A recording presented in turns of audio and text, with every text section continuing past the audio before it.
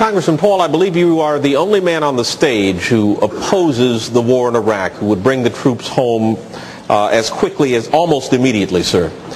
Are you out of step with your party? Is your party out of step with the rest of the world? If either of those is the case, why are you seeking its nomination? Well, I think the party has lost its way because the conservative wing of the Republican Party always advocated a non-interventionist foreign policy.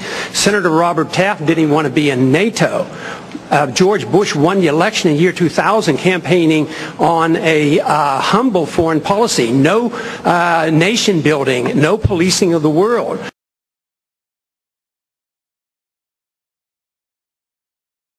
Republicans were elected to end the Korean War. The Republicans were elected to end the Vietnam War. There's a strong tradition of being anti-war in the Republican Party. It is the constitutional position. It is the advice of the founders to follow a non-interventionist foreign policy. Stay out of entangling alliances. Be friends with countries. Negotiate and talk with them and trade with them. Just think of the tremendous improvement relationships with Vietnam. We lost 60,000 men. We came home in defeat. Now we go over there and invest in Vietnam. So there's a lot of merit to the advice of the founders and following the Constitution.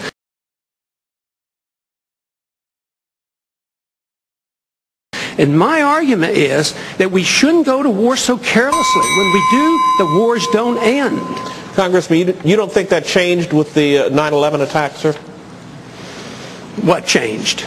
The non-interventionist policies. No, non-intervention was a major contributing factor. Have you ever read about the reasons they attacked us? They attack us because we've been over there. We've been bombing Iraq for 10 years. We've been in the Middle East. I think Reagan was right. We don't understand the irrationality of Middle Eastern politics. So right now we're building an embassy in Iraq that's bigger than the Vatican. We're building 14 permanent bases. What would we say here if China was doing this in our country or in the Gulf of Mexico? We would be objecting. We need to look at what we do from the perspective of what would happen if somebody else did it to us. Are you suggesting we invited the 9/11 attack, sir? I'm suggesting that we listen to the people who attacked us and the reason they did it. And they are delighted that we're over there because Osama bin Laden has said, I am glad you're over on our sand because we can target you so much easier. They have already now, since that time, have killed 3,400 of our men, and I don't think it was necessary. Wendell, may I make a comment on that?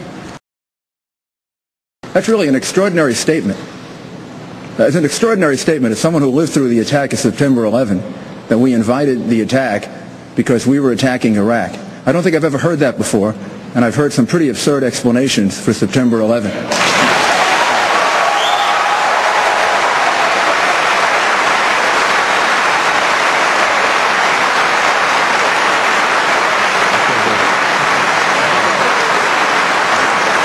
I would ask the congressman to withdraw that comment and tell us that he didn't really mean that. Congressman? I believe very sincerely that the CIA is correct when they teach and talk about blowback.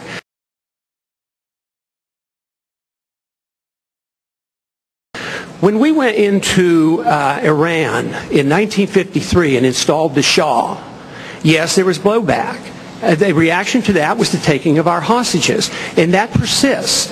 And if we ignore that at our own risk. That if we think that we can do what we want around the world and not incite hatred, then we have a problem. They don't come here to attack us because we're rich and we're free. They come and they attack us because we're over there.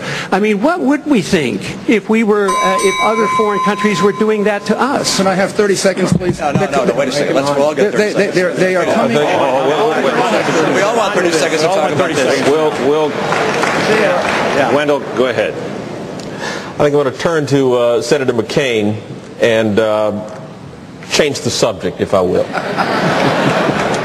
I don't think we're going to solve this tonight, gentlemen.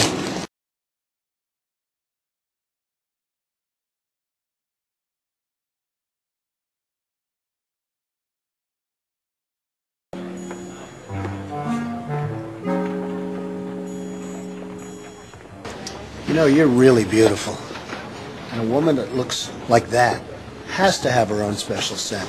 Oh, thank you. Maybe you could tell me what you think of this scent.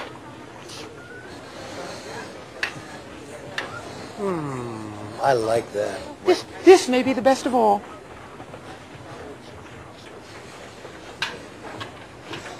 Oh, you dirty boy, you. Oh. Donald, I thought you were a gentleman. You can't say I didn't try.